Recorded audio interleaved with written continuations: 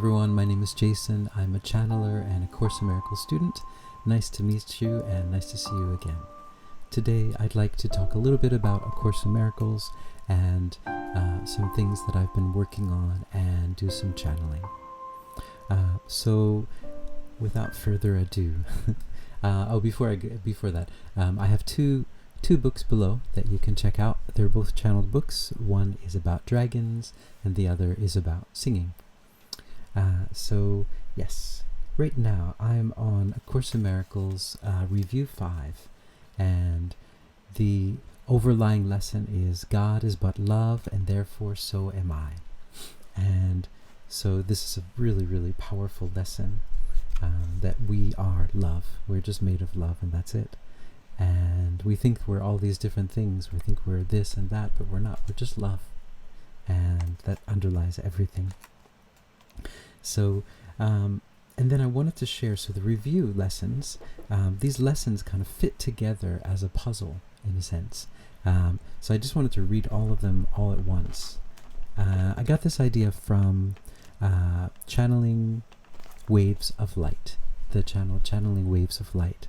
And she introduced the idea that the Course in Miracles lesson, rather than just one at a time, if you read them like as a set, then they makes more sense and it becomes more clear to you. I recommend this though after maybe doing 1 year of just doing one lesson at a time. And that's what the course recommends too. But after you've done it a few more years, you can start to apply different methods and kind of do bulk lessons. Although I still just do one lesson at a time.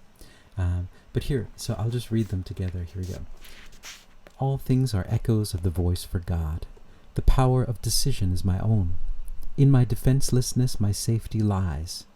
I am among the ministers of God. I will step back and let him lead the way. I walk with God in perfect holiness. Into his presence would I enter now.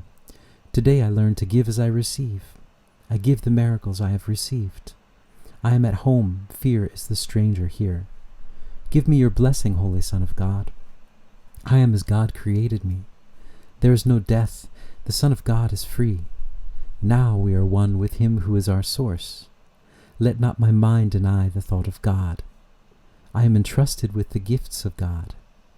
There is one life, and that I share with God. Your grace is given me, I claim it now. By grace I live, by grace I am released. There is no cruelty in God, and none in me. God is but love, and therefore so am I. So they really fit together in a really wonderful way. And then I'd like to talk about the tantra practice that I've been working on recently. I've recently been working with Tiamat and also a Japanese goddess as well, on tantra exercises. And so in my second to last session with Tiamat, I was walking down this country road surrounded by rice fields, and I was doing the tantric exercises with Tiamat. And while we're doing the exercises, she told me to open my eyes and tell her what I see, to really look and see what I see. And I was seeing the scene around me, and then I started to see it flicker a few times, and then it disappeared, and all I saw were it was like a black background, and there were just lines and dots, and where I thought there were rice fields, and where the sun was, and where all of these things, where there was nothing, it was just lines and dots.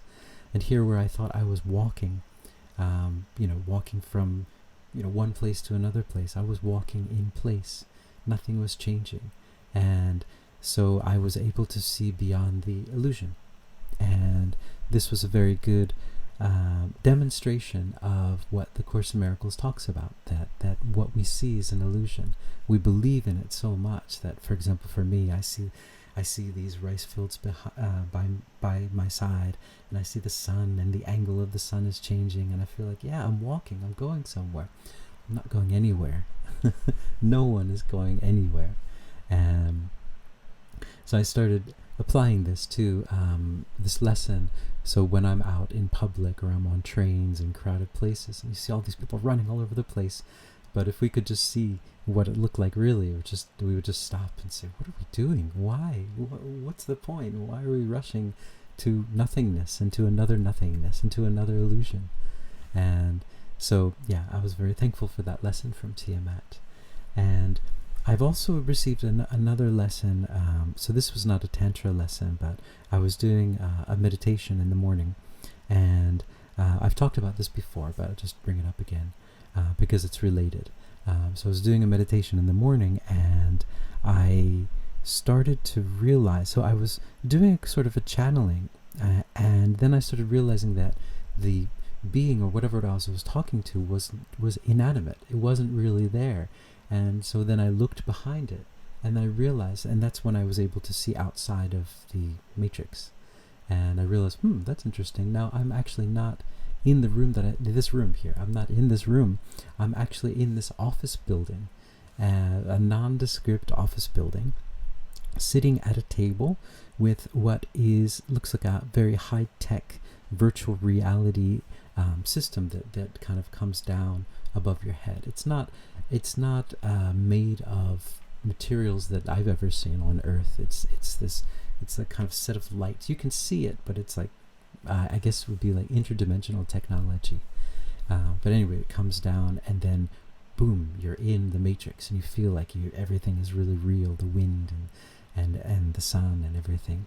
But so I just kind of like took it off, and I was in the office building, and I noticed that there were people who were in charge, I guess, of maintaining this matrix, were running down the hallways, frantic, like, oh my God, he's woken up, what do we do? And I thought that was really funny. But then, so I opened up the door, and I walked out into the hallway, and then down the hallway there was a door, and at that door, I opened up that door, and that opened up into outside, and it was just the universe. There was nothing, just stars and blackness. And it was a bit scary just jumping right out into it. And then Source came and started talking to me, and I said to Source, I feel very lost and feel very lonely here. There's nothing here. And Source said, well, why don't you just create something? And so I said, okay, and I created a small planet with an ocean and a beach, and I was lying back on the beach and then talking with Source. And then I said, I don't feel quite comfortable because I have to make everything now.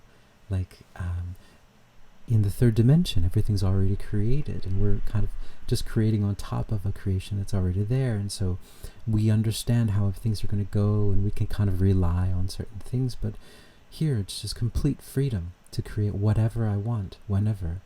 And so I was talking to Source about that. And so the idea was that I think that's where we're moving into the higher frequencies, breaking out of the matrix kind of system into a higher system where we have more freedom to create what we want. But since we are so used to this system, it can be a bit jarring to realize, oh my God, I have to create everything. So, and I don't know if we have to create everything or not, but that was my experience. And so that's what I wanted to talk about the matrix. Now, hold on, let's see. The next thing I wanted to talk about is related to the movie Miss Peregrine's Home for Peculiar Children and Uchu Kara no Rei-kun, which is a channel that I have found, a Japanese channeler, and also a Japanese goddess named konohanasakuyahime. And so my story is that my guides have been guiding me to transmute different places. So I've done some videos on this where some of the places that I work at, they had some energy there that wasn't necessarily kosher. And I was sent there actually to transmute that energy. Like, I thought I was going there because I got this job, I'm working here, but I wasn't. It was just I'm there to transmute. And at those two places, it was very similar to the movie Ghost, which was from a long time ago, the movie Ghost with Whoopi Goldberg. And in the movie, Whoopi Goldberg was a scam artist. She was claiming to be able to see spirits from the other side, but she couldn't. But then she started actually seeing them.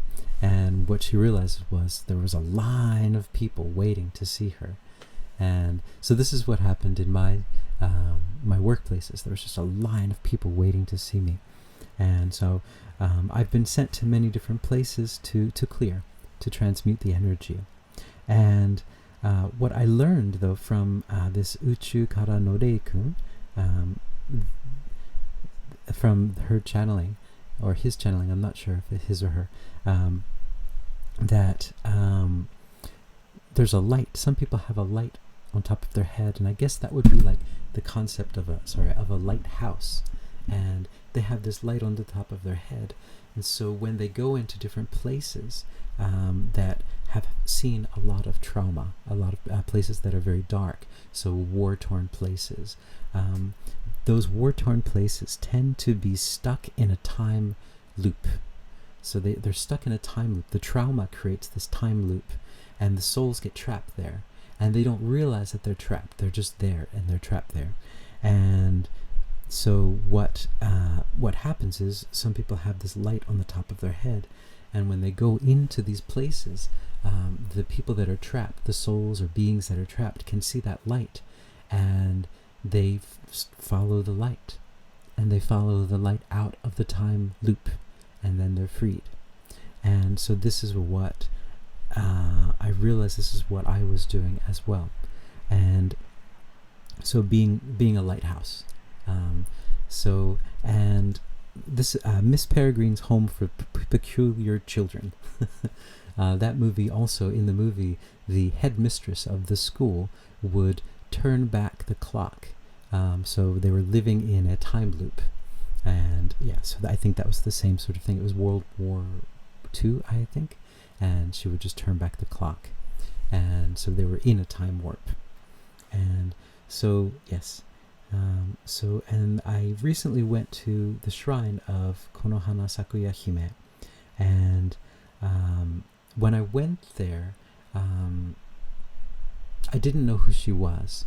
And but I went to the shrine, and she just appeared out of the shrine, and she was extremely beautiful and extremely charismatic and energetic. She just had this energy that was just enchanting, and it was just so beautiful. I just, wow, what is this? And so she came through like that, and I was talking with her, but I didn't, when I was talking with her, I didn't get really like a good vibe. I mean, the outside, this beauty and this magnetic charisma was wonderful, but then in the conversation I didn't really get a good vibe, so I decided to leave the shrine, and my guide said, don't go back there. And so I haven't been back there. But recently she has been coming to me the past few days, and I learned from my guides is what happened is she was trapped now for the past 10,000 years in a time loop of sorts. And they said that she exists on different dimensions. She's on the 7th dimension, and she's also on a dimension closer to our dimension. And somehow one of her incarnations was trapped in a time loop. And when I went there, the light on the top of my head provided a mirror so that she could see that she was trapped. She didn't realize where she was trapped. So this mirror showed her where she was and what was going on. And so she was able to become free of this loop. And so then she's been coming to talk to me for the past few days. And so, yeah, that's what I wanted to talk about. I'd like to, I'm going to close this for a second and then open it up again. Hold on a second. Okay, so then I just wanted to channel and see if they have anything to add or subtract or multiply. So here we go.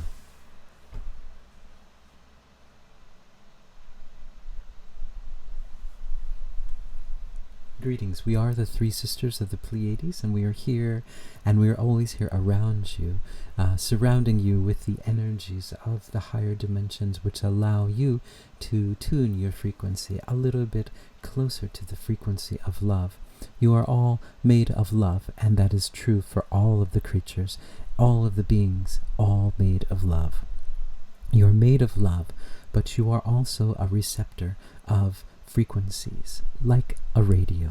And the frequency of love is being broadcast all the time, 24 hours a day, 7 days a week. There is this broadcast of love that is being broadcast to you.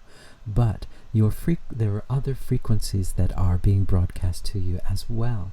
And these frequencies are not the frequency of love.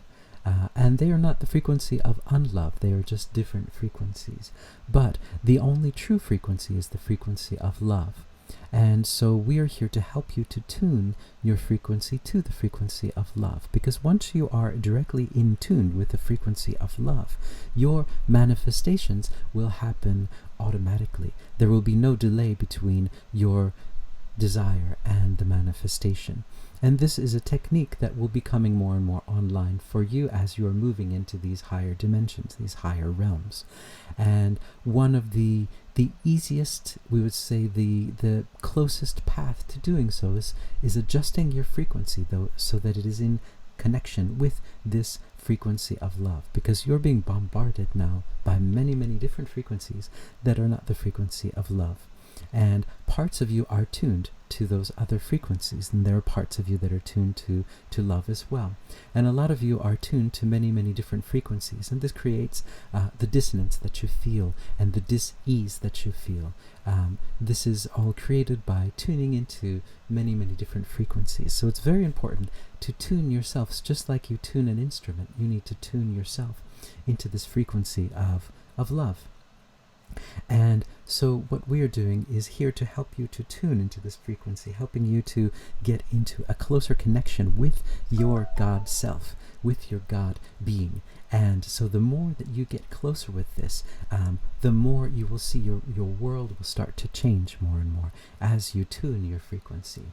And you can call on us at any time you'd like in order to help you to tune this frequency. And know that we will come through, and know that you don't need to hear us, you don't need to see us, you don't need to feel us. If you call us, we are there, and we will give you signs and symbols, anything that you would feel comfortable with in order for you to understand that we are there, and that we are there to help you.